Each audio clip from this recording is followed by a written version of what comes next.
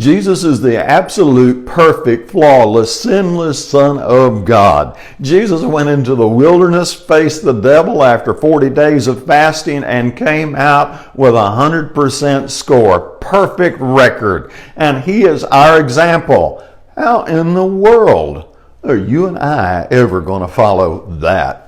Hello, I'm Clarence, I'm the preacher, and I'm going to tell you exactly what to do with this example starting right now. Number one, I want you to understand that we need that kind of example. When God gave us that example, He was doing us a favor that most people don't get because they just get whiny is what happens. But what's going on here is that the human needs constant growth. We need a goal we can always be reaching for and growing closer to. Because if we don't have that, if we get at the absolute literal top, then there's no place else to go.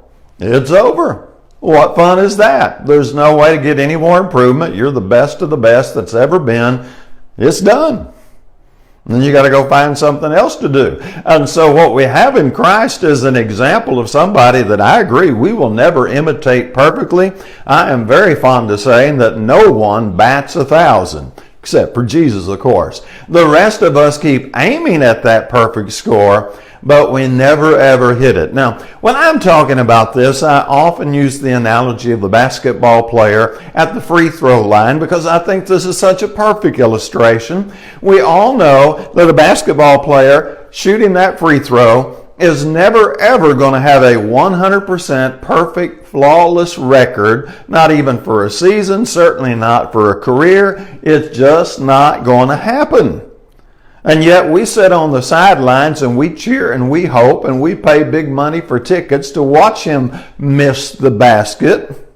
And we know that he is thinking, I'm going to hit the basket, and he's doing his best, even though he knows that absolute total perfection is out of his reach. That basketball goal is 10 feet in the air. That free throw line is 15 feet back from the basket for a reason. To make it impossible to do it perfect every time. We could make it easy. They could set the goal down to, let's say 3 feet and move the player up till the rim touches his belly and just let him stand there and drop the ball through the hoop. Who wants to do that? Nobody wants to do that. And nobody's going to pay to watch somebody do that. But we will pay or play to have an opportunity to shoot at the impossible. And that's awesome. And Jesus for Christians is that example for us. He is that impossible level that we are not going to hit in this life. James 3:2 says we all stumble in many things, but we do it right often enough. And we do it right more often than we give ourselves credit for, incidentally, in my opinion. But we do it right often enough that we keep honing our skills and we keep trying because we know, okay, I'm not going to bat 1,000. I get that. But I used to just bat 400, which in baseball is crazy awesome. I used to spiritually bat 400, but now spiritually I'm batting 500.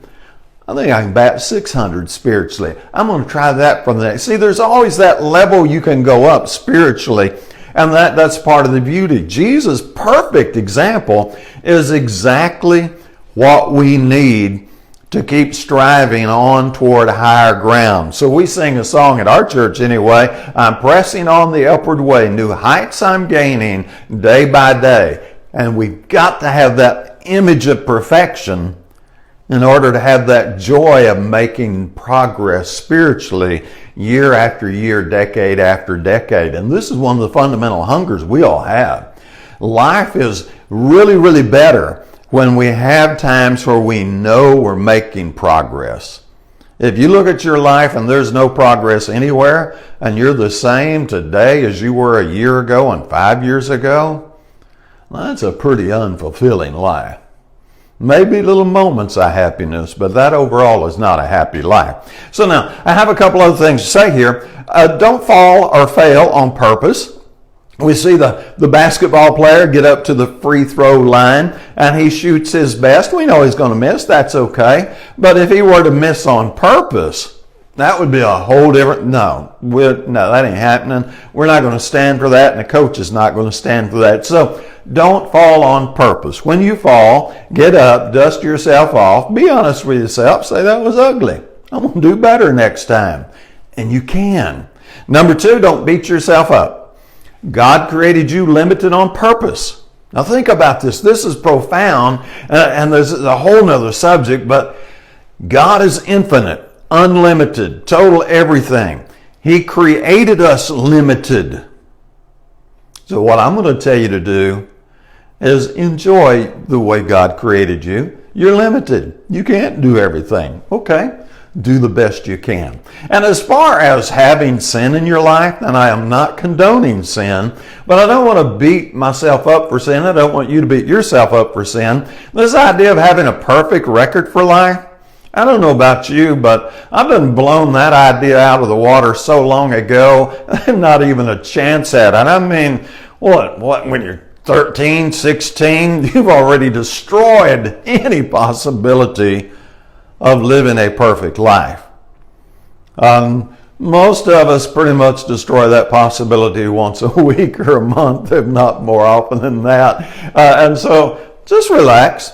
You're a limited creature.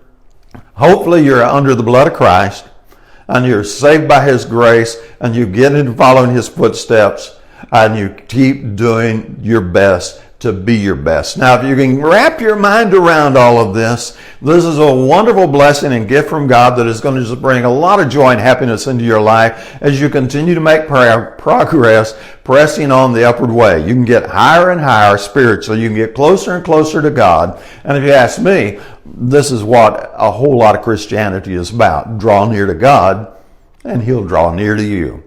Hey, put your comments below. Ask your questions. I know this is a tough subject. I probably don't have every answer. I'm sure I don't have every answer. Share this video with somebody else if you think they're struggling with their imperfection. Maybe they can learn to be comfortable in their imperfection.